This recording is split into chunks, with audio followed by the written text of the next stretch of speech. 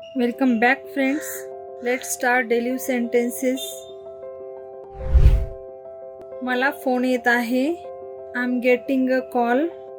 I'm getting a call. मी खूप प्रयत्न केला. I tried a lot. I tried a lot. Doctor बनण्याचे माझे स्वप्न होते. It was my dream to become a doctor. It was my dream to become a doctor.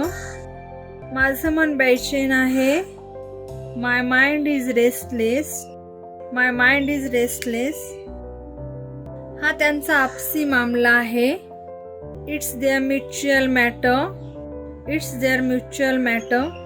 तर friends, अशा प्रकारे रोज इंग्लिश बोलण्याची प्रॅक्टिस करा. इंग्लिशमध्ये विचार करा.